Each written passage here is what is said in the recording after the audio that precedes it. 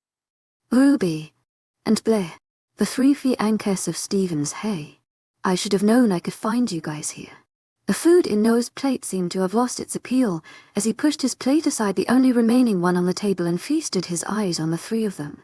Why, Massey, you did not tell me you had such beautiful lady friends. Massey noticed Jaden looked like he wanted to slap him, but was calculating how much energy that was worth it when it came to his friend. At his words, Ruby and Blair blushed, whereas Raven remained otherwise unaffected. Massey knew that of the 3 of them, she was the most dedicated to Stevens. Or perhaps more dedicated to his title and prestige would be the correct word. Easy there, woman. These three are Stephen's fee and Kess, she said in between laughs. He was such a flirt. Immediately his open demeanor took a swift tenor. Finding his food more appetizing again, he returned back to his plate. Ruby looked like she wanted to say something, but kept her mouth shut. A thought sensing something Raven took control of the conversation. We are going for our morning spot, Retenant. Want to join us? Immerse's eyes beamed. To my agent extraordinaire, Madeleine Nilben. Heartfelt thanks for your unfailing patience, enthusiasm. I would love to go. Go where? A strict baritone cut through their conversation. Instantly 3 heads snapped to the new company. Massey didn't have to turn to see who it was. His voice was so deeply ingrained in her heart. She noticed the way the 3 seemed taken aback by him. The way they surveyed him from head to toe with clearvision. Even the glint of admiration in Raven's eyes could not be hidden. Bunny, remember how I said I met 3 girls yesterday? These are them. Finally turning to see him. His gaze did not lift from her to acknowledge them. That doesn't answer my question. It's to the spa they have around here. Girls only, of course. Massey added the last part on a whim, figuring that would make him not as troubled about her parting from him. Finally, he looked at the 3 girls behind her with cool eyes. He assessed them, figuring whether they were any kind of threat or not. Seeming to find nothing suspicious, he nodded. I'll see you later. Excitement leaking into her voice. It's been a long time since she pampered herself, and she knew with how wealthy this pack was that the spa place would be noteworthy. Massey went on her tippy toes and gave him a kiss on the cheek. Just as she was about to leave, he pulled her back, planting a chaste kiss on her lips. Massey tried to hide her shock. This was the first time he ever kissed her in public. To my agent extraordinaire, Madeleine Nilben. Heartfelt thanks for your unfailing patience, enthusiasm. Don't stay for too long. Letting her go. Speechless, she gave him a quick nod before joining the girls. She could feel the blush that threatened to fill her cheeks at the public display of affection. It was the thought that he only did it to prove their fake relationship that kept it at bay. She would not overthink things. Not until he finalized it with his words. Massey felt her tense muscles dissolve under the expert hands of the masseuse. At first glance, she was a short, stocky little thing with hair tied up in a strict bun and super thick eyebrows. Despite her harsh looks, her voice was soft as she beckoned her to one of the beds between Ruby and Blair. The warm oil she poured over her back smelt heavenly, but her hands were the true prize of this entire spa time. I am so glad you guys invited me here. This feel amazing. Massey sighed as her masseuse released another hidden nod. It's why we never fail to come here pretty much every day. Blair's voice sounded blissful. Each of them were getting a magnificent job. By the way, Ruby started, pulling her red ponytail to the side in order to face her. You never told us your man was super mega hot. She looked as though she were about to faint in awe, and Massey couldn't tell if it was from the thought of Sebastian or the massage she was getting. What can I say? I have great taste, she asked, smiling at the memory of him. It's a shame he was hers. Not yet, anyway. I give you props, she added. I heard the Dark Falls packed onto sex until marriage. That sounds noble and all, but I'm not sure I could control myself until then. Especially if I had a fiancé that looked like that. Raven snorted derisively. Of course you wouldn't. You already don't control yourself now. A different place wouldn't make a difference. Immerse's eyes widened at the rough response. She thought the girls always got along with each other after the way they were all friendly yesterday. This sounded rather passive-aggressive. It was almost as though Raven resented her. Ruby smirked at a Raven's jibe, not taking offense to her words. Your jealousy is showing, honey. No need to be so upset Stevens chose to sleep with me last night over you. No arguing, ladies. They're chided, obviously trying to diffuse the rising tension. Raven made a grunt of protest but otherwise remained quiet. Despite not being able to see her, Massey could feel waves of dislike she emitted. Ruby seemed to not care, choosing to continue passively in her by describing her day. He was the perfect gentleman yesterday. He took me to a late-night dinner. a carriage ride by the city, a dabble of the power of alpha and the rest. She paused for extra effect and giggled. Well, you already know. Raven looked ready to slam her with some insults, but Blair readily rose to the occasion. We get it, Ruby. Stevens clearly likes you. No need to be so arrogant about it. Ruby smirked but otherwise remained quiet. It seemed she was now satisfied with everything she got out. Mercy felt like an awkward stranger placed on ongoing crossfire. Where was all the friendliness and togetherness they displayed yesterday? One thing did catch her interest, though. What do you mean by power of alpha? She quoted, referring to one of her remarks. Blair smirked, apparently finding it amusing that she asked. Why don't you ask your fiancé about it? He is alpha blood. I'm sure he'll be more than glad to show you. Mercy sighed. Knowing him, he actually might not. Sebastian can be reserved, sometimes. The red-headed fiancé shrugged. If he refuses, you can also just ask Stevens to show you. He wouldn't mind. He actually mentioned you yesterday. Something about wanting you as an addition, she supplemented. Mercy made a face at the idea of Stevens even mentioning that to her. She only wanted Sebastian and was not tempted in the least to leave him for the womanizing man. No thank you. His personality heavily deterred from any physical attributes he had. She was already wondering why the three of them seemed so bent on him. You can repeat to him what I told him yesterday. I'm in love with Sebastian and would never leave him. Mercy quickly interjected, not wanted Raven to get any ideas that she would even consider it. You should think about it, though. It would be nice to have another girl here with Matura. Especially a nice one. She took bed. Mercy knew she meant to pick at Raven. Who knows? You might have a slight chance of him picking you. Raven seemed to have had it. Gosh, Ruby, can you just shut up? She said. Mercy stayed speechless. Amazed Ruby would even say such a thing to her. Sebastian was her fiancé. The length of time Chess spent here must have affected Ruby's value of commitment. Her statement confirmed to Mercy that she didn't really care for Stevens as much as she made it out to seem. Women in love aren't invite competition. Mercy would have asked for more details on the so-called power of alpha, but she had a feeling that if she pressed on it, there would be a possibility that they mistake her curiosity for probable interest in Stevens. The least she needed is for them to relay that back to him. The masseuses chose that time to start massaging their necks. A total sign to her because it forced all of them to place their heads forward through the hole rather than turning sideways to look at each other. It forced them to no longer talk and just enjoy the moment together. Mercy's manicured nails propped the door open to her room. Her equally pampered feet painted a deep purple of course entered into her new designated place. She found Sebastian busily typing away on his laptop. When he saw her, he stopped what he was doing to stand up from the chair. It took long, drawing near to her. It was then she noticed he was dressed more nicely. He wore slacks with a grey button-up shirt that did a wonderful job at showcasing his strong physique. It was rolled up to his elbows with the first few buttons undone, almost as if he returned from something. She felt a strong urge to kiss. It took all her power to resist making an attempt, especially because she had a feeling he would actually let her. Without my phone, I lost track of time. Looking at the clock, she noticed that she had indeed taken longer than expected. More than twice the time, actually. You missed coming to the meeting with us. Mercy winced. The whole point of her coming here was to better understand their packed business and relations. She would ensure that tomorrow she didn't fall into the same mistake. She apologized. Sebastian pulled her into a hug and kissed her cheek. I didn't really want you there. Mercy frowned. Even though he was okay with it, she wasn't. But I do. Tomorrow I will go, she insisted. His arms around her placed them at close proximity, making it harder to not make a move. Remembering his words last night were a helpful strategy.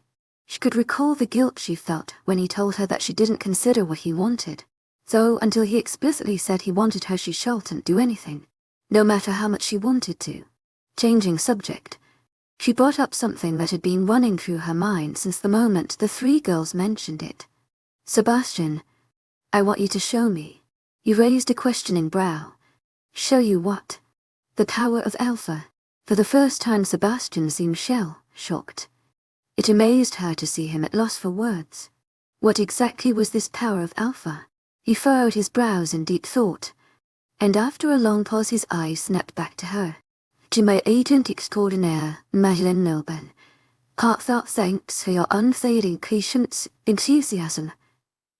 I gave you that book so that you can understand things. It wasn't so I could pressure you into doing this. Mercy tried to hide her puzzlement. At first she was thrown off by his words, but then she realized that he thought her request came from some information she got off the book. Now, she was more curious than ever to know what this was. She would have to tread carefully to not reveal she hadn't read it. He would be so mad at her, and that was something to avoid. I don't feel pressured into anything, she assured.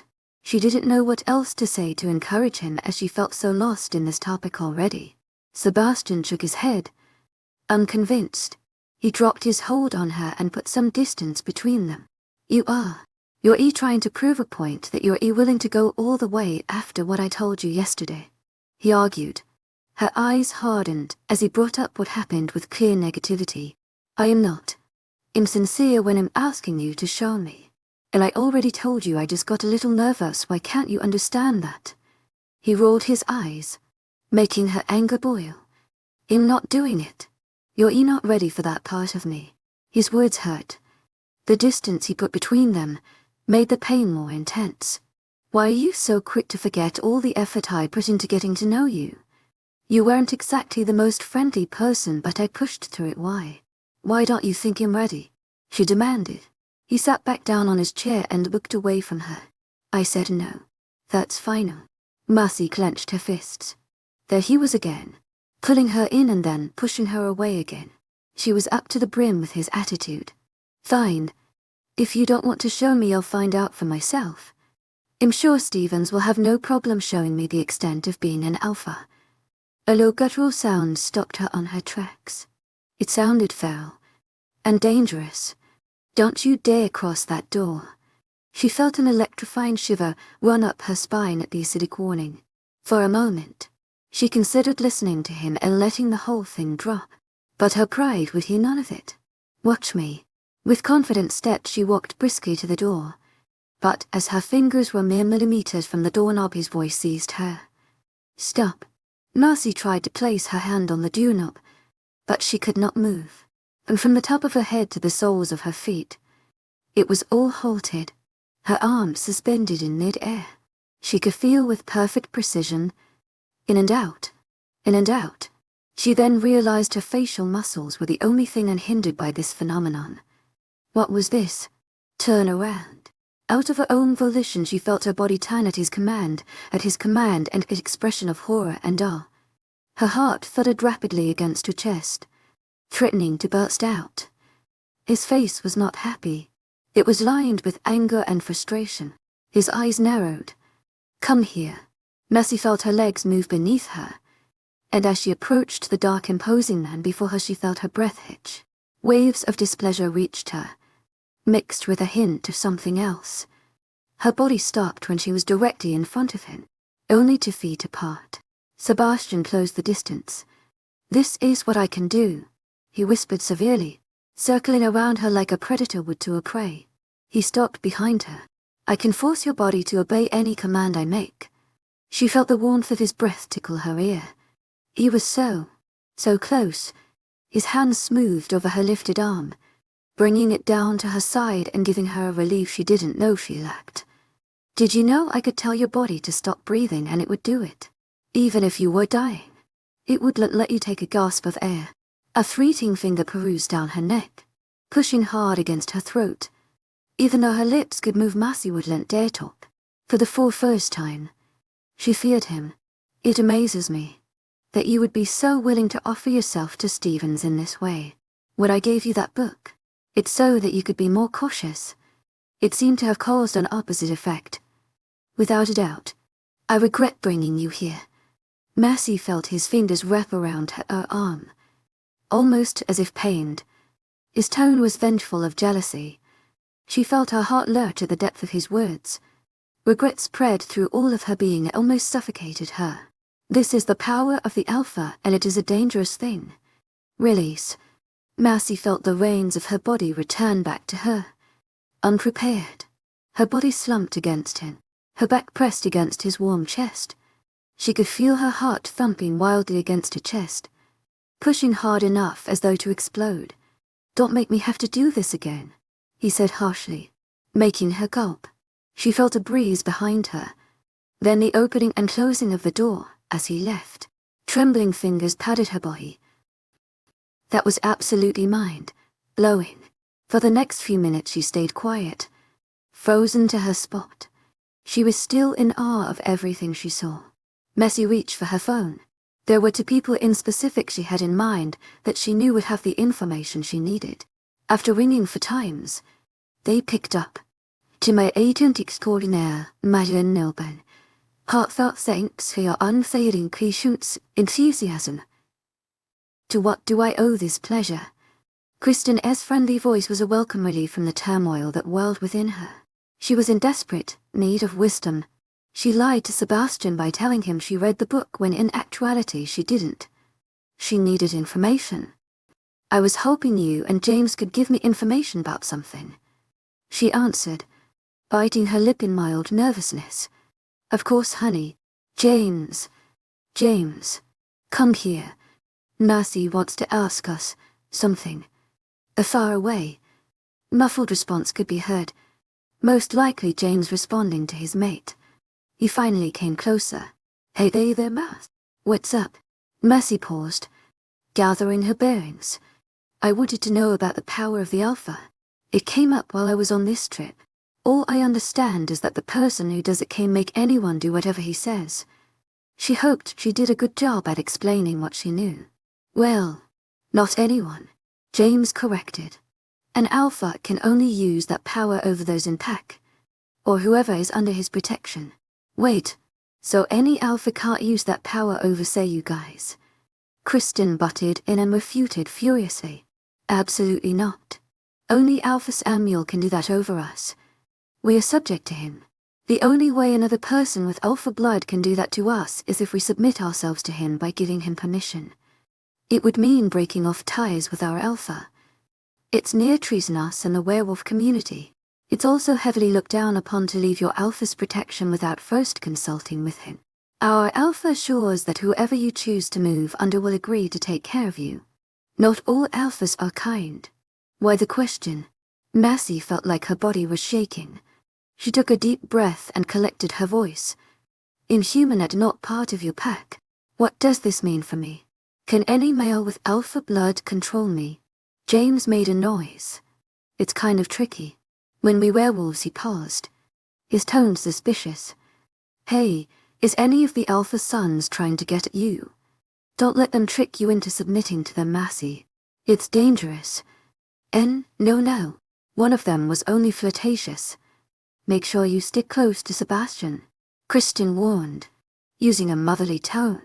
"Even though you aren't part of our pack, Sebastian put you under his protection, and he does have alpha blood." She cleared her throat as though catching herself. Not. Forcing you to submit to Sebastian. I know that's your choice and you can make that decision on your own. But regardless, don't worry. He will keep you safe from them either way." Mercy felt like crying. A sip of pure horror almost overtook her. Kristen probably thought she was asking because she was worried one of the alpha sons would trick her into it. Kristen had no idea she had threatened to fling herself to them without realizing the implications of her actions.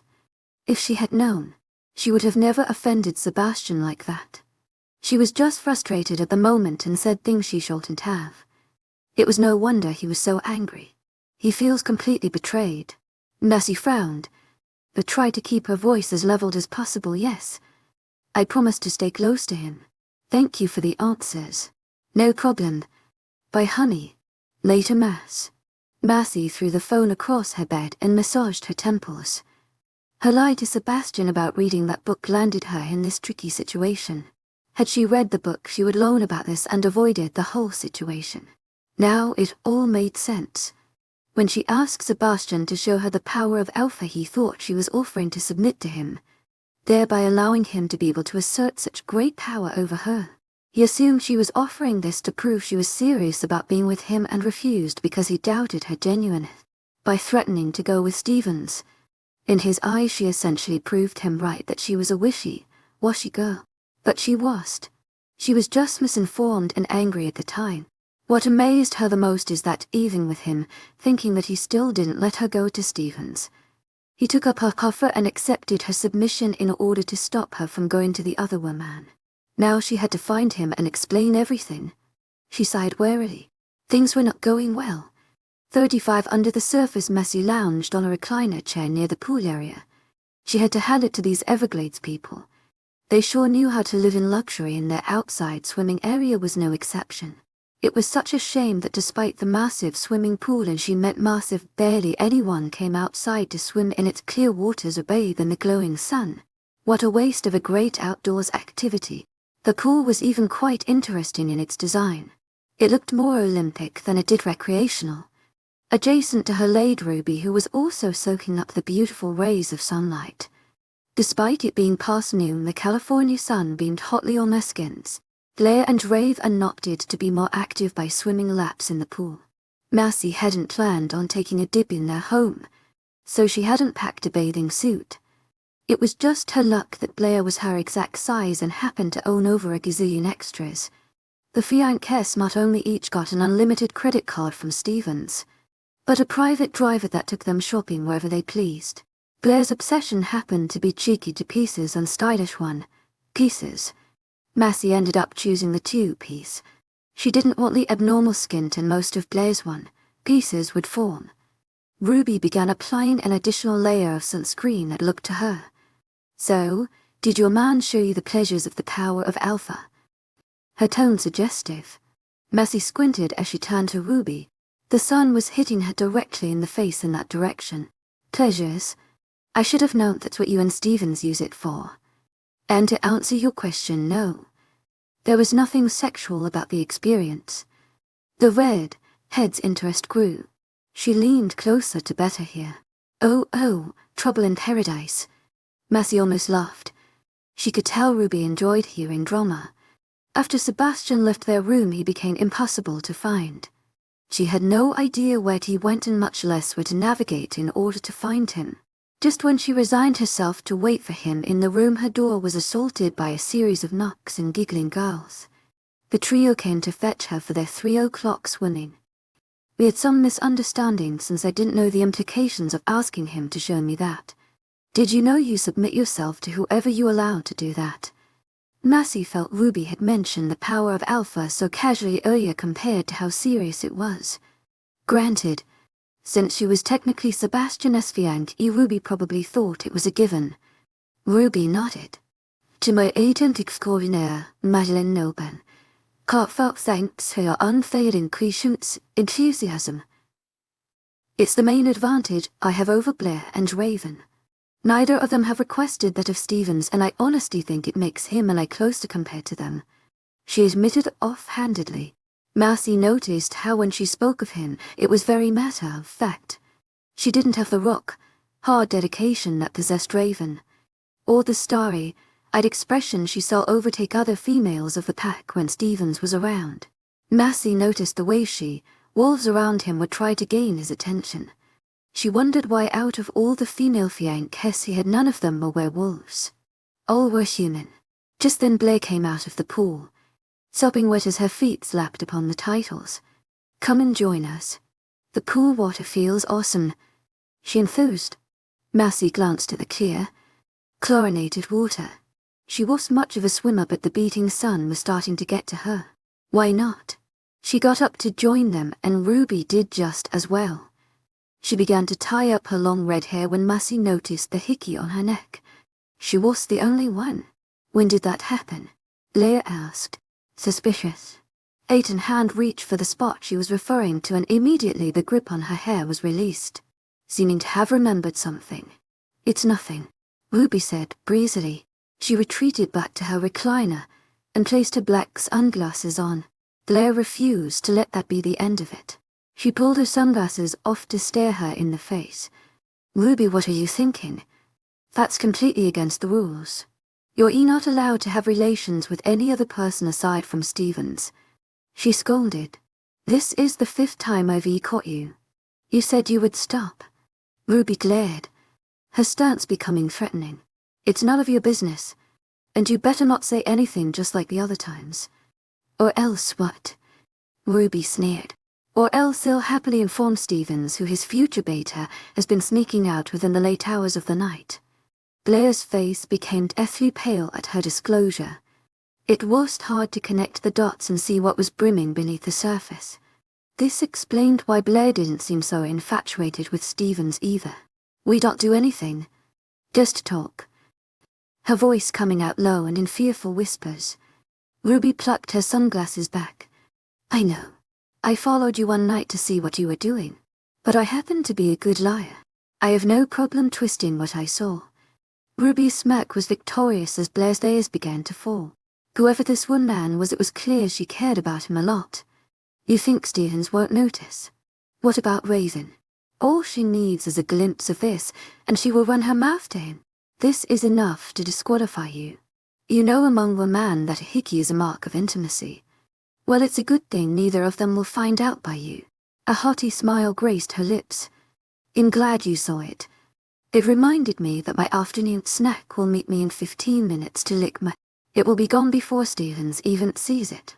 Blair shook her head, dismayed. Whatever. Let's go, Massey. She bit.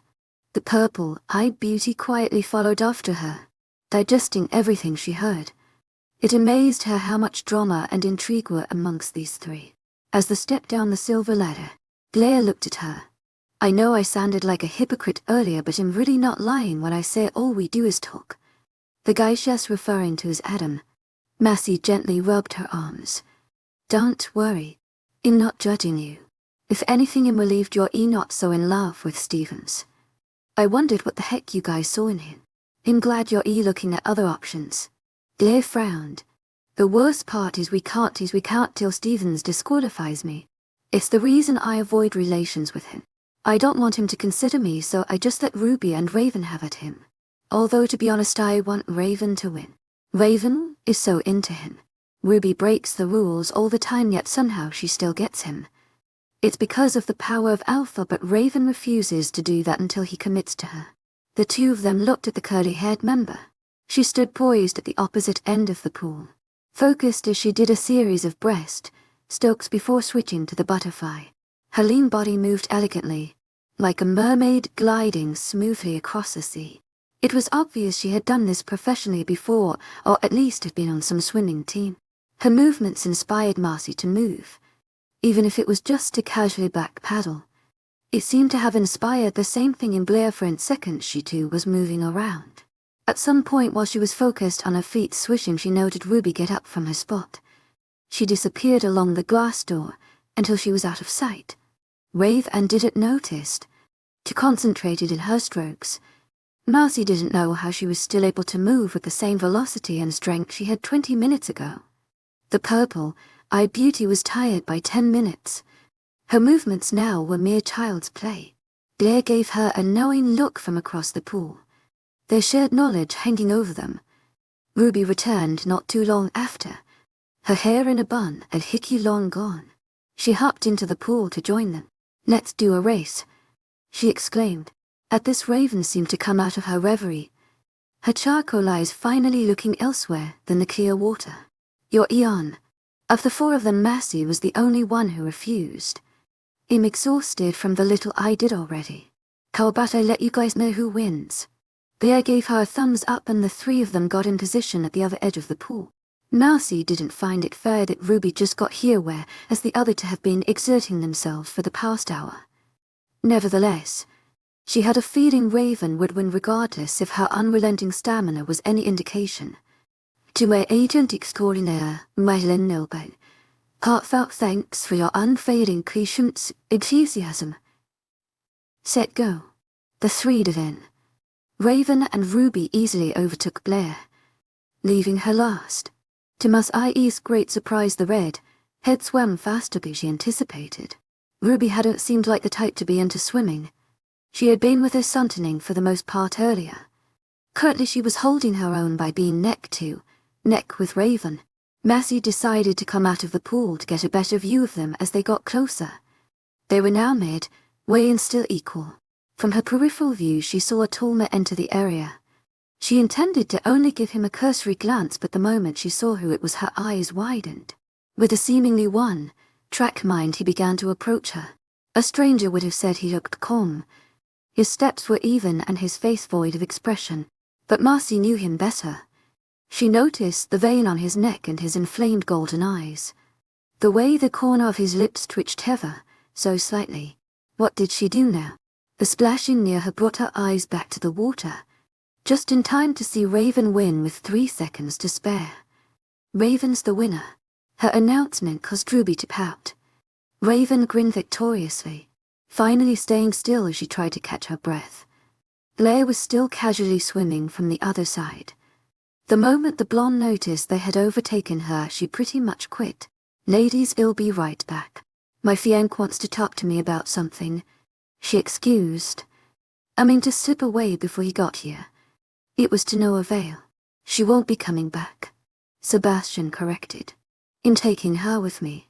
The look he gave her was careless, daring her to object. Mercy didn't. She sneaked a wary smile their way. "I'll see you at dinner." Sebastian didn't touch her as he followed her to get her things. They weren't much. Just a towel, a summer dress, and some flip-flops. As she gathered her things, she felt him press against her back. "I get that you want to catch Stephen's attention, but at least have the decency to remember you're supposed to be engaged to me."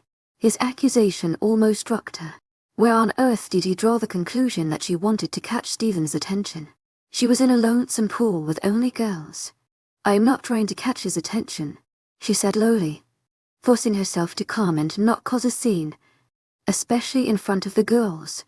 Sebastian lifted one of the strings atop, his touch scornful. "So you just happened to be out here in a flimsy two-piece. Conveniently right before him and his men have their training in the pool." Mercy closed her eyes. She felt like digging a hole and burying herself in it. How did she get herself in this position? "I didn't know," she replied softly. "I'm sure you didn't." She grabbed the towel to dry herself. God forbid she put this dress on wet and he assume it's to further catch Stephen's attention. His icy derision made her anger start to rise, but she willed it to tone down. It was her fault he felt this anyway. "Trust me. If I wanted to catch his attention you would know. More than anyone else you're experienced in how far I'm willing to go to catch a man's attention." She was referring to him, of course. Of the way she made herself available despite the numerous times he pushed her away in the beginning of their relationship. There was a tense silence as they both stared at each other, none willing to back down. Sebastian's eyes darkened. What is it about him? Is it because his house is bigger? Is Pat more numerous? Mercy gaped. Did he honestly think she was so materialistic as to leave him over that? "Tell me you're joking." 𝐊𝐢𝐳𝐷𝐞𝐝 𝐬𝐢𝐳 Heartfelt thanks for your unfailing 𝐊𝐢𝐳𝐷𝐞𝐝. He ignored her statement. "Put your dress on." Mercy crossed her arms. "No. I want to know if you truly believe I would leave you over something so stupid. Tell me." His expression became rock-like. She could feel it as he began to close himself off. "Put your dress on," he repeated, this time more stern. "Just answer my stupid question," she demanded. She really wondered what kind of person he viewed her as. Did her mistake really skewer his perception of her so deeply?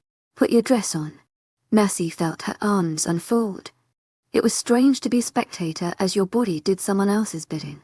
Her hands reached for the dress and in seconds it was snugly over her. Just then, the glass door opened. In came an influx of half, without clothes were men with Stevens at the very front. The 3 ladies in the pool smiled expectantly at the new arrivals. It's like they were used to this happening. Mercy wondered why they hadn't told her of the men later joining them. They hadn't warned her that the swimming would lend private for the whole time. Now Sebastian assumed she knew this and continued to think the worst of her. Mercy sighed. Earlier Sebastian said he regretted bringing her here. Now she was starting to join him in that regret. What a mess. Back in their room, Mercy went straight to the shower. She wanted the smell of chlorine and heavy sunscreen off. As she washed her hair, she wondered how she could bring up the overhanging topic to Sebastian. She didn't want him to shut her out. Combing her unruly tresses, she figured it didn't matter how she brought it up. As long as the truth was spoken, things should be fixed and go back to normal. After 20 more minutes of showering, she turned the water off and began drying herself. She could hear Sebastian typing away from here. It was not her imagination that the strokes on the keyboard sounded harsher. If he kept that, he just might break the keys of his laptop. Mercy squeezed the towel around the strands of her hair to get it as dry as possible. She was too tired from doing laps in the pool to even consider holding a hairdryer. After assuring her towel wouldn't slip and thus caused Sebastian to be further dismayed, she stepped out the bathroom and rummaged through her suitcase. How many minutes do we have until dinner? Pulling out some jeans and a general blouse, she slipped her underwear on and sought a comfortable bra. Sebastian turned on his seat to face her, his lips forming a tight line. That excited to see Stevens. "You missed him in the pool and now you're waiting for your next opportunity," he said darkly. His eyes were black with jealousy. Mercy dropped the clothes in her hand. She was exhausted of him, imagining the worst. Walking to stand in front of him, she crossed her arms. "Stop it." "Stop what?" "Say the truth." Her words dripped with mockery, and she could even remember the time she had used that line on him. Mercy pulled the laptop closed and stood between his open legs. He was sitting and she was standing, but even so he had a way of making her feel small and overpowered. She placed her arms around his neck and pulled him closer. His own arms stayed immobile at his sides. "What are you doing?" Glaring at her, Mercy took a deep breath. It was time to tell him the truth. "It's called a hug. It's something I've done with you that you'll never give Stevens. I don't like him. The day on the plane when you asked me if I read the book, I lied. I didn't actually read it, so I had no idea what the power of alpha truly meant. I didn't know that it allowed the person I asked to have control over me, that I would be submitting myself to them. Let go of me." Mercy gaped. Did he hear anything she just said? It was as though her admittance didn't reach him at all. "Listen, if I had known about it, I would have asked you anyway. You know I trust you. The difference is I would have never said I would ask Stevens. Even the day I said it, I didn't really mean it. I was just mad and said that because you were pissing me off." Sebastian's coughed. "I'm still waiting for your hands to get off me," he retorted. Mercy felt her defiance rising. "Why don't you make me?" Sebastian's eyes narrowed, but his lips remained closed. Unanswering, Mercy pressed against him, pulling their faces closer and closer. He let her. "Go ahead. Stop me. Just like you made me put on that dress outside. Make me stop touching you. Go put your clothes on." His voice sounded heavy on her ears. Strained. "I already told you to make me. Why don't you go ahead and do it?" She got closer until their noses touched. His arms moved, though they were not to push her away. He pulled her sideways onto his lap, a hand on her exposed thighs and another around her towel-covered waist. "Why do you make things difficult?" Before she could respond, he bit her bottom lip, causing her to whimper. His tongue slid over it before he covered her lips with his. The kiss was harsh and devastatingly territorial. It was filled with so much emotion that she almost drowned. She could hardly keep up with him. When he pulled back, she was speechless. He initiated that private kiss. Not her. Sebastian positioned her above him and carried her bridal style to the bed. Get changed. Before he dropped her, his warm lips found her neck. His tongue trailed sensuously over a curve. Before it seemed he found a spot and began to suck. Mercy squirmed in his arms. "Why, you're going to leave a hickey if you keep doing that." Sebastian ignored her, and when he was done he released her on the bed. His golden eyes met her. Impassive. That's the point. His cold demeanor was a far cry from all he had just done with her. She felt he was still angry with her and she didn't know why. "They'll come back to get you before dinner. Don't leave. Wait." Mercy pulled his arm. "Thankfully. What are we now? What exactly does it mean that 𝐿 submitted to you?" "It means 𝐿 your guardian and you're my ward. It places you completely under my protection, he explained, being concise. Mercy scrunched her brows. I thought I was always under your protection. Sebastian's cool eyes felt like ice to her skin. You were under my protection in a way that you could leave if you wanted to. You had more autonomy with your decisions. Now you don't. His eyes fell to the red mark he left on her neck. Then they lowered, because she was half, laying down her towel had lowered to expose more of her breasts. Sit up. Mercy sat erect on the bed, no longer slouching. He continued. I can control your actions. You cannot be mated to anyone, human or woman, unless I give you permission. Amongst other things. It's why I cautioned you to not be so foolhardy. The sharpness of his response made her feel talked down to.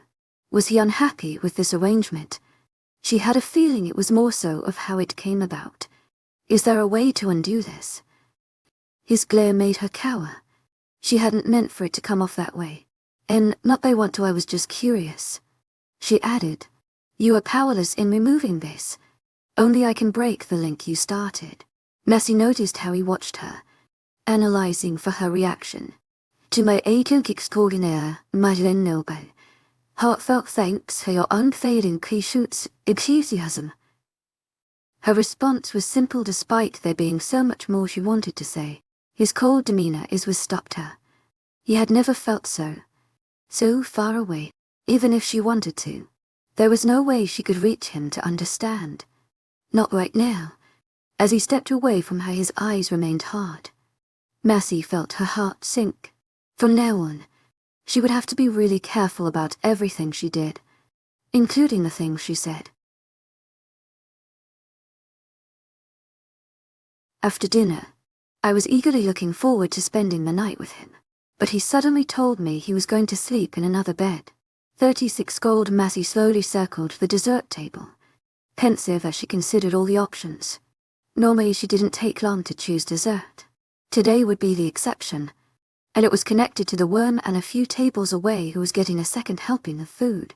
His withdrawal from her made her seek treats, as though eating something sweet would somehow transfer that sweetness to him. When Sebastian came to pick her up for dinner, she had made sure to dress casually in jeans and an average blouse.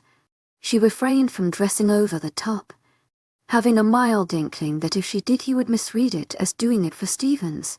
His awareness of the truth regarding recent events did not simmer his anger. The stiffness around her and the mask of indifference he carried was proof of that. However, showed something akin to satisfaction when he noted the hickey he gave her was not hidden with makeup or a scarf. Silence had enveloped them all the way to dinner. Sebastian didn't seem to mind their lack of conversation. In fact, he looked rather unbothered and detached. He refrained from touching her until they reached the entrance of the food area. There he felt inclined to hold her hand. Mercy picked a slutty brownie from the selections, deciding the layered variety suited her taste buds. She recalled the cult's reaction the moment they noticed the hickey on her neck. To my 𝐊𝐢𝐬𝐻𝐼𝐬, heartfelt thanks for your unfailing 𝐊𝐢𝐬𝐧𝐰. Sebastian. Jordan's mouth dropped. His voice was full of surprise and question. My. You've exceeded my expectations. Who knew you could be such a convincing fiac? Noah congratulated, not missing a beat. He grinned wolfishly, implying he believed something deeper was going on than what was shown at surface. Jaden had appeared surprised. His eyebrows rose a full centimeter. He continued munching on his food as he stared, his expression of one who were looking at a weird math equation that worked out, but was sure how the answer came to be. Sebastian had merely shrugged and carried her away to get food. He let her go on the line first, hovering behind her like the massive protective dog that wouldn't leave their owner out of harm's way. Mercy picked a handful of strawberries and dipped them in the running chocolate fountain. When she was on the last one, she looked over her shoulder. Unsurprisingly, Sebastian was staring at her, only half of his plate full from the food he selected so far. She couldn't help but notice that ever since he used the power of Alpha over her, there was a distinct awareness of him. At first she glazed over it, but when she was alone in their room waiting for him to get her for dinner, she had a few seconds of fucking wild that he was nearby before he actually opened the door. She wondered if that had anything to do with their new connection. It seemed her alone on the dessert table seemed safe enough to him, so he returned his attention to the buffet before him. She recalled how at the table, Sebastian declared they would depart tomorrow after lunch. She didn't expect to be so relieved at the news, but to be frank, she was tired of 𝐻𝐸𝐻𝐸 and the problems it caused her. The trip here was supposed to make her relationship with Sebastian more solid, not strained. To my 𝐊𝐸𝐻𝐸𝐻𝐸 𝐊𝐸𝐻𝐸𝐻𝐸 heartfelt thanks for your unfailing patience and enthusiasm. Someone called, making her almost drop the cup of mousse she was adding to her plate. You're already on dessert. We just got here. The purple-eyed beauty turned to the sauce and smiled, instantly recognizing Blair. The other two were right behind her. Your people are so punctual. No one actually comes to dinner on time. Ruby drawled, yawning. Messi shrugged. The pack is like that. Sebastian takes everything they tell him seriously. We also had nothing else to do.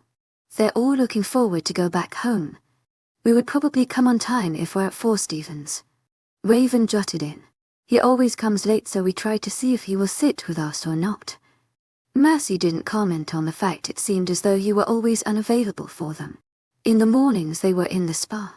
Then pool in the afternoon. Dinner time he also washed with them.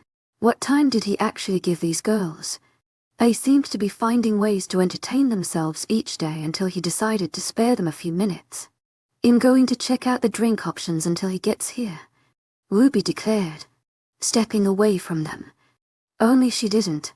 Mercy saw her bypass the drinks area and go to the regular food one. She took a plate and joined the almost empty line, deciding to cut in right next to Sebastian. Raven tucked deep. Look at her.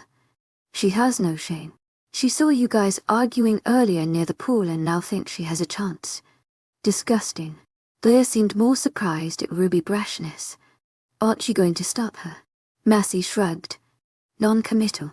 She didn't necessarily accuse her of trying to get to her man by only getting a plate. And even if she was, poor girl doesn't know what she's getting into. Ruby puffed her chest out to make her breasts more visible. Sure enough, the moment she tried to have a conversation with him, he merely looked at her with distaste. The inviting hand she had placed on his shoulder was glared at and swiftly plucked off. He went from his place of previous solitude and strode back to the table with the cult. Ruby appeared aghast at his open dismissal of her, her flirty smile now gone. Blair gave a low whistle. Damn. Raven laughed. Serves her right. Now she's gonna come here and be all fake. Pretend she just wanted to be friends with your man, talking about how she just suddenly became hungry. Mercy laughed with them. Lovely ladies. I'm glad to see you all in a good mood this evening. Mercy felt her smile wane at Stephen's joining. He was dressed nicely, wearing a blue dress shirt that highlighted his blue eyes with a white tie. He looked like he came fresh from a business meeting. Raven's eyes lighted with joy. She immediately went to his side and looped an arm around his. Will you be joining us for dinner tonight? Stevens placed a comforting hand over hers. I can't. Today I have to sit with a couple of business partners I invited. His eyes maneuvered to Mercy, eating her up from head to toe. His attention felt uncomfortable, like tiny ants crawling all over her. A sensuous smile weaved through his lips. Unless one of our visitors decides to sit with us, then I would be equally obligated to join. Mercy was not ignorant of his implications. He was suggesting she go sit with them, and he would grace the girls with his presence. Raven frowned. She got the gist of what he was saying and was none too pleased.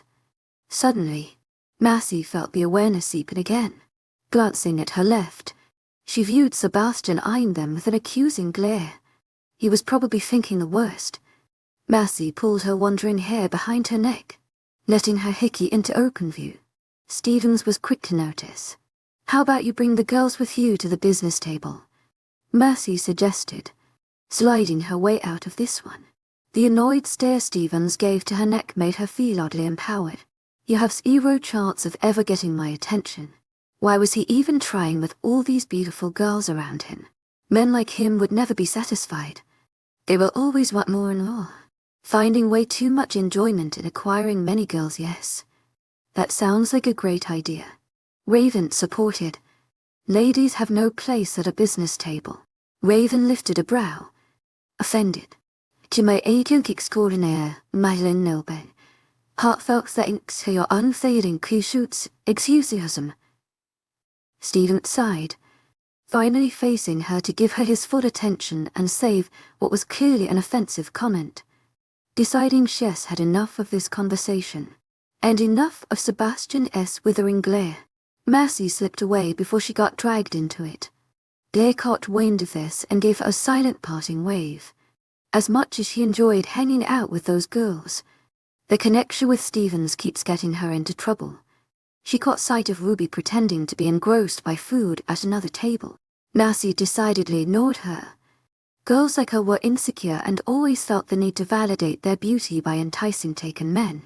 It was kind of weird though, how she approached Sebastian like that, all flirty. Sebastian's glare did not diminish until she was in her seat next to him. Those golden eyes burned her, until finally she gave him an annoyed look. It's not like she invited Stevens over there. He hadn't even touched her. Notwithstanding, the dark aura around him was so palpable that the rest of the table noticed. Even Noah, ever the one to make jokes, wisely remained silent. He ate his food with a knowing smile, wiggling his eyebrows at her when he felt Sebastian was looking. Mercy was conflicted between laughing and wanting to smack him in the head. In the end, she smiled. Noah's humor is what she needed before dinner was over, and she headed back to the room with her fuming beast. Mercy looked at the new addition to their room with clear distaste. It hadn't been there before they left for dinner. Somehow, in the hour they had left, someone came and placed it there. She didn't just dislike it, she detested it. The addition was a queen-sized bed. It even looked softer than the one Sebastian had, with fluffier sheets and feather-light pillows. It sent promises of sweet dreams and comfortable sleep. Mercy could care less about its promises. She had been looking forward to the man in the bed, not the bed in of itself. She leveled an accusing glare at the tall man on the other side. He was grabbing some clothes to take with him before he entered the bathroom to shower. Sensing he was purposely ignoring her, she cleared her throat to draw his attention. Rather than look at her, he started heading to the vacant bathroom. Mercy stopped him before he entered. "You said you wouldn't be ordering an extra bed," she exclaimed, crossing her arms. Sebastian pushed her aside. He managed to successfully move her out of the way and enter the bathroom. Before closing the door, he leveled his eyes with hers. "Obviously, I changed my mind. When I come out, I'm going straight to sleep. You can shut the lights off if you want. Good night." He closed the door to her face, leaving her red-faced and baffled. The nerve, an overwhelming urge to punch something came upon her.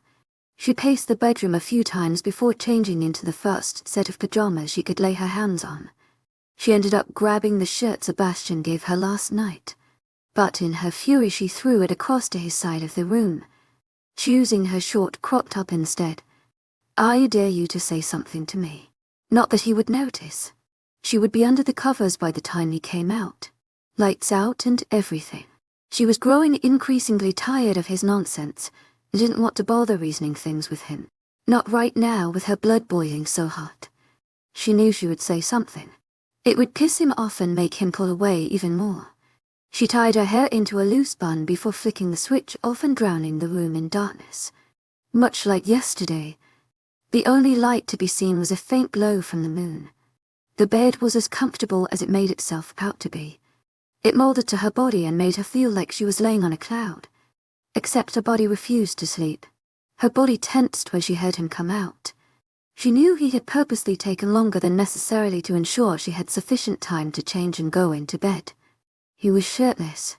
The sinuous of his back teased her as he walked straight past her without as much as a glance. He leaned down and grabbed the shirt she had haphazardly thrown at his side, lifting it and shoving it into his back. His moves were silent as he slid under the covers to sleep. Mercy forced her eyes to close. She had to stop staring at him, had to stop following his every move. Otherwise she would be waiting for him to stop his silent rage and come over to her. It was going to happen. Not tonight after all that occurred. Her plan seemed foolproof. Sleep tonight and wake up to a new morning. He couldn't stay angry for long. Could he? For the next half hour or so she continued to force her body to sleep. But there was one thing she hadn't taken into account before. It was bloody freezing. One night got her used to the warmth of Sebastian's body. Even though this bed was comfortable as anything, her body shook under the thick blankets. The room felt colder than it had yesterday.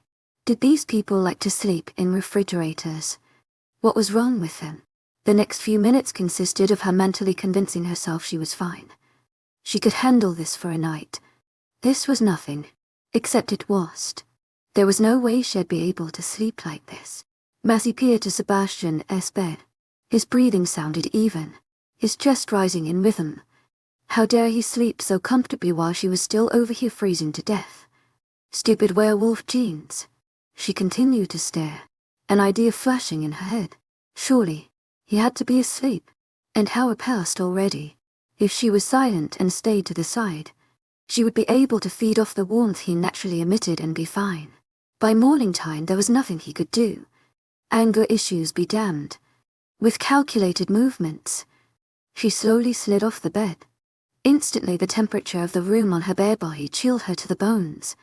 While the thick blankets hadn't warmed her, they were a considerable barrier. Massey tiptoed her way to Sebastian's mattress, sighing in relief when he hadn't moved an inch. She reached the covers at the very edge to quietly slide beneath. But before she could, a growl stopped her in warning. Massey squeaked in surprise. She thought he was sound asleep. What do you think you're doing? Threatening. Her body shivered, and she was sure she could place the full blame on the cold. His words were just as biting at the temperature. In freezing, Sebastian. You're being a selfish wolf, keeping all the warmth to yourself. She accused, her body continuing to shake in the frigid air. Go back to your bed. Unwavering. Massey groaned in irritation. This man was being impossible. I won't touch you, she promised, hoping to placate any thoughts he had of her intentions. For a moment he was silent. Please, she begged. I really am just cold. She heard him spout a disbelieving huff, but noticed he moved further to the edge to give her some room. If I so much as feel a finger on my person, I will make no hesitation to kick you off this bed. Understood? His tone was that of no nonsense, and Massey couldn't help but like how he sounded with that half-asleep voice, no matter how mean his words were. Yes, Sebby. She complied, climbing onto the bed. It was a miracle he even let her in. Immediately she felt warmth envelope her in a lovely embrace, sizzling away all the cold that had seeped in. She fell asleep in under 20 minutes. Unlike the previous night, she did not wake up in the middle of the night to his comforting arms around her. He did not move an inch from his spot. As a matter of fact, he woke up earlier than she did, and did not bother to address her until he was fully dressed and ready to go. 𝐻𝐻 still angry. With half-lidded eyes, she grabbed some clothes and entered the bathroom. Why couldn't he get over things the way she did? Today would be a long day. Last night, Sebastian hadn't slept a wink. He had been too tense, his muscles so heavily constricted as he forced himself to not turn around and bring Massey into his arms. She had been so close to him, too close for comfort. He should have known better than to indulge his lesser senses and gotten so close to her. Now, like an addict who's gone long without their candy, he wanted more. Much more. He grabbed her hand as they reached a more public area. The touch brought some relief to him, and when his eyes briefly flickered to the ring on her index finger, it made him even calmer. Even so, he was still simmering with controlled rage, and it all had to do with her. He should have been more careful around her and stuck with his original plan, no females, until he graduated. In high school they were much too immature, too foolish, too beautiful. He shook his head at the thought. No, too reckless. He was mad at her for making him feel these strong emotions, the ones that wanted to be near her all the time. He was mad at her for making him feel a sinister desire whenever other men got too close to her with romantic intentions. He was mad at her for making him feel so conflicted whenever she got too close. She was rash, touching him and igniting things she shortened within him. And to top it all off, he was mad at her for having him use the power of alpha without knowing what it entailed. It made this new bond between them feel so fake. When he envisioned her asking him, he had expected her to know exactly what he was getting into. She asked him on a whim, merely curious with no knowledge whatsoever of what she was getting into. It was in his power to release her of the bond she started. He had contemplated it all night. His heart clenched tightly at the thought no. This action of hers angered him, the most because now he couldn't even do the right thing. There was no way he would release her. He didn't want to. And this vixen was even evil enough to say she didn't mind. It destroyed the slight possibility he had of revoking this. His eyes imbibed and life fell to her with a glare. Must be nice to be able to sleep so soundly. She had no idea of the monster in her bed. Feeling his glare, she turned to him. A frown began to take place. He didn't like it when she frowned. He much preferred it when she was smiling and laughing. It made her violet eyes glow with mirth. But perhaps it was better this way. Massey leaned in to kiss his cheek. Don't be mad, Sebi. Pouting, Sebastian 𝐷𝐸 melted under her touch. Why did she touch him so easily, as though she actually wanted him? Her hair fell behind her neck, revealing the 𝐾𝐥𝐻 given her yesterday. It was just for her protection. He had repeated this thought a couple of times. While it was true that he did it for her protection, there was a bigger reason for why 𝐾𝐥𝐻 done it. The new bond he had with her made it so no werewolf could force a mark on her without his permission. It would be rejected, nullified if he didn't accept it. In essence, she was no longer in any danger here. Not anymore. So why had he done that to her neck? She had appeared so inviting yesterday, dressed in only a towel and draping over him. He really hated how she threw modesty out of the way around him. Just because he had self-control did not mean he didn't want things. Specifically when it came to her, she was bold to ask him to push her away. As though with her on him like that he could. He really wanted to mark her that moment, but it was heavily inappropriate. That hickey was the only thing he could do to control his urge.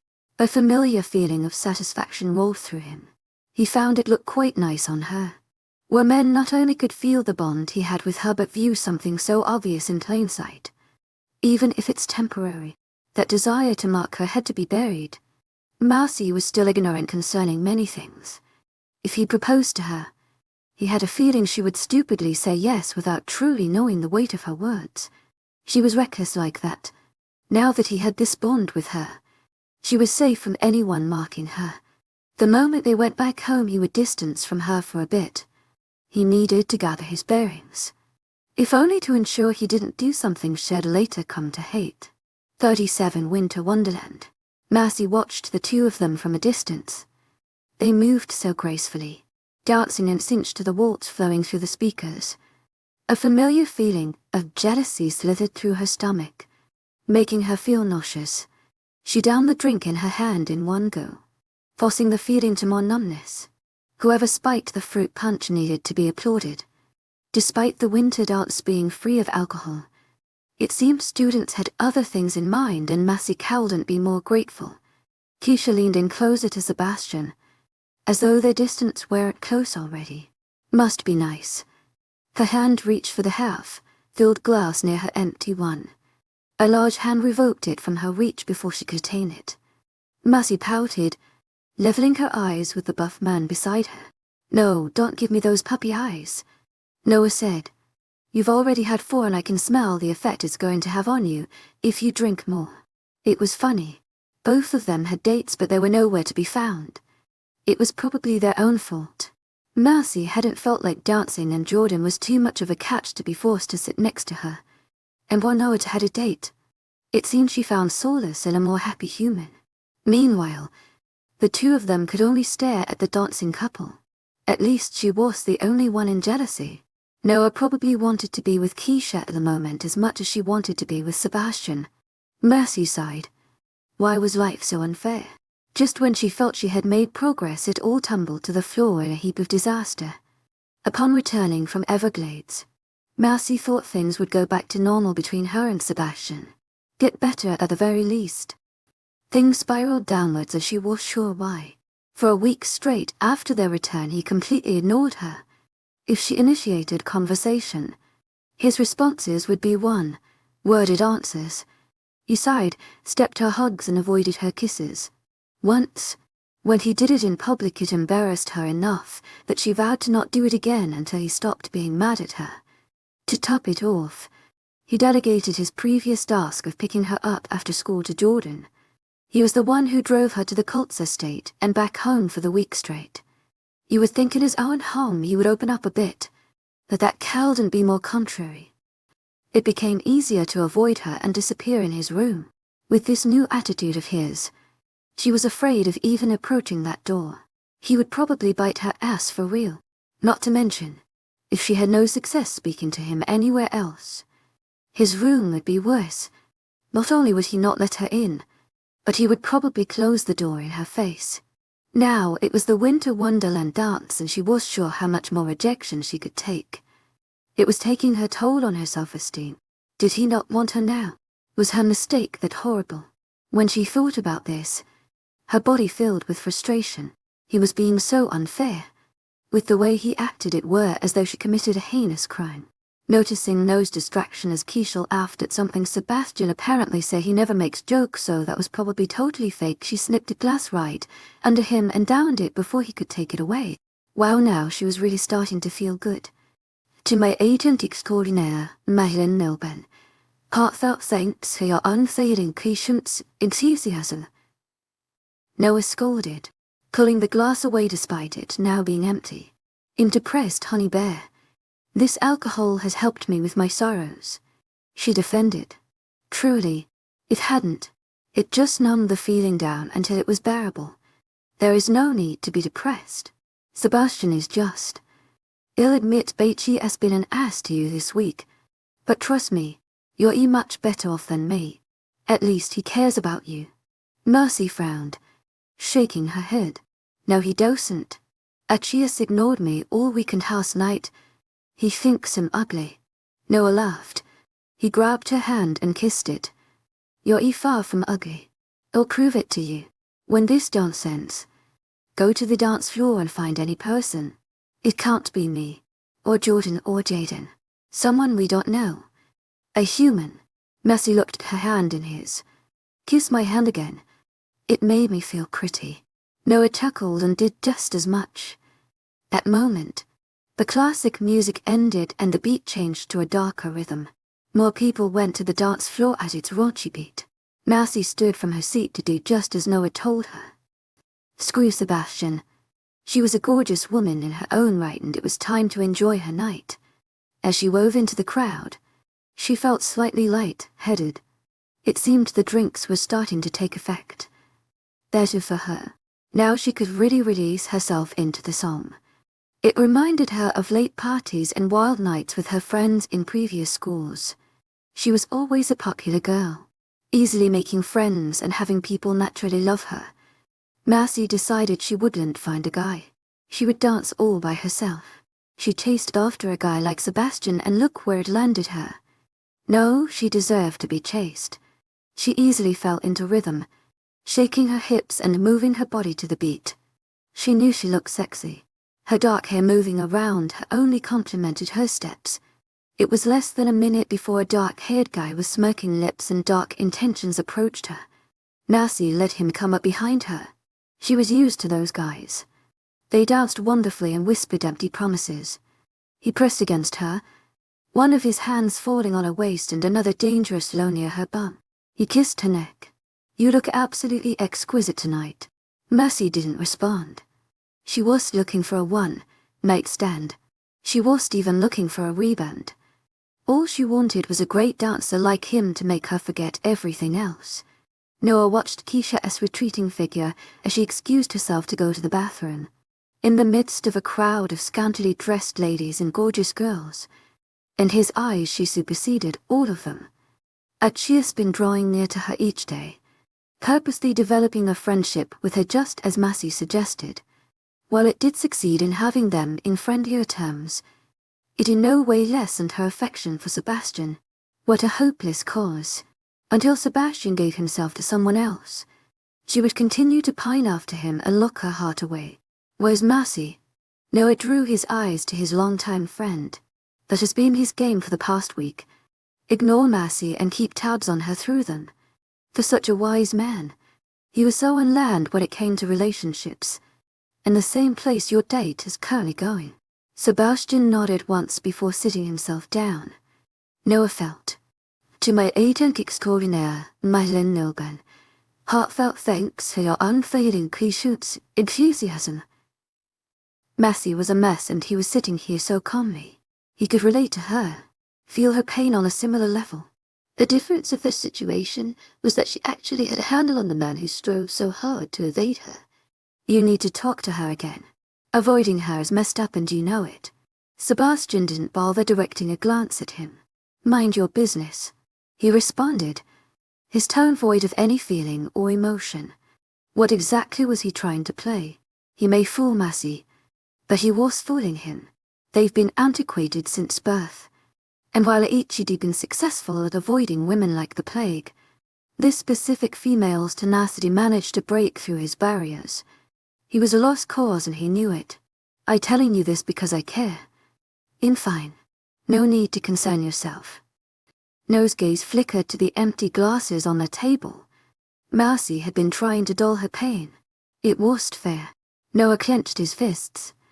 I had her tell me to kiss her hand twice because she said it made her feel pretty.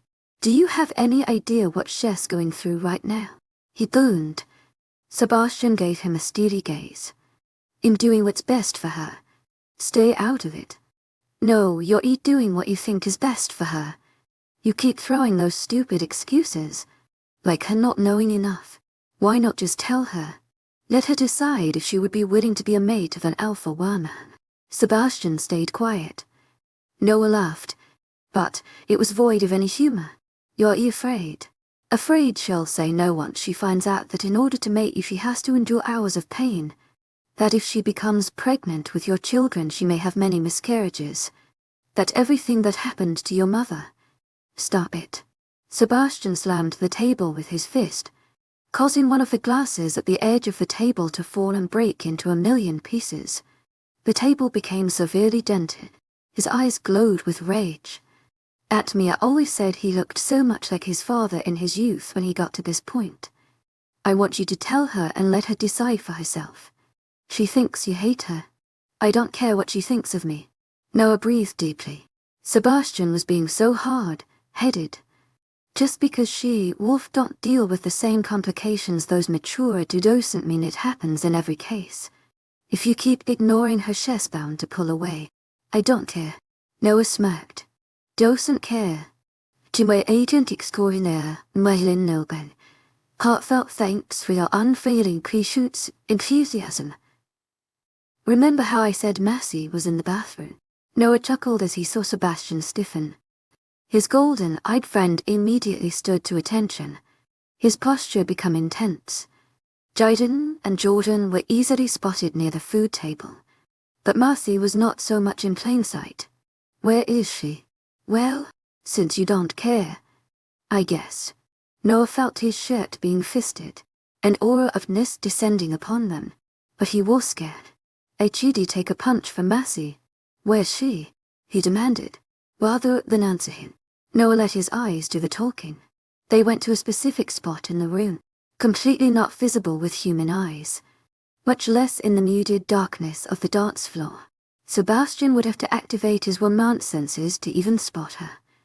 It took him less than 5 seconds to locate her. Noah felt the grip on his shirt loosen. They both watched her, dancing with a human stranger in a most provocative way. It was clear she had the man enraptured. He was all over her. Noah saw darkness fill Sebastian. The control he held so tightly evaporated as even his teeth shifted to a sharper state.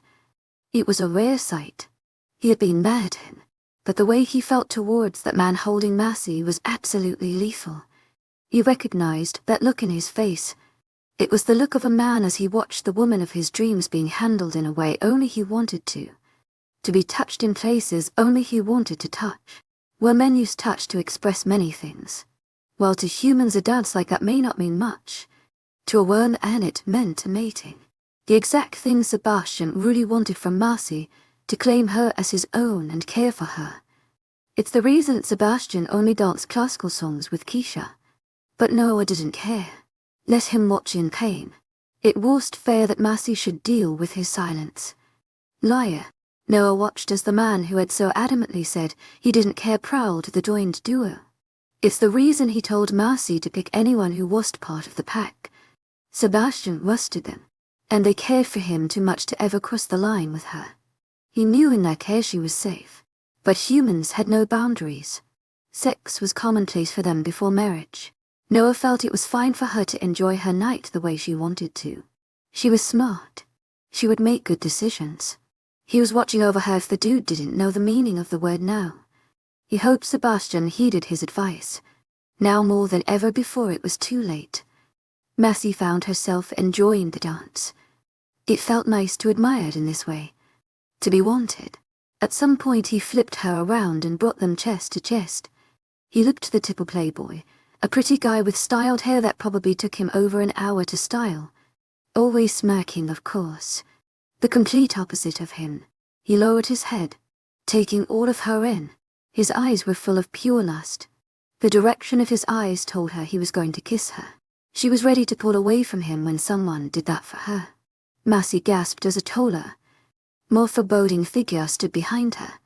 She saw her previous dance partner's face fall, his seductive eyes be replaced with fear. "Don't touch her," Sebastian growled, beginning to place her behind him. She could hear the animosity in his tone, his desire to hurt him.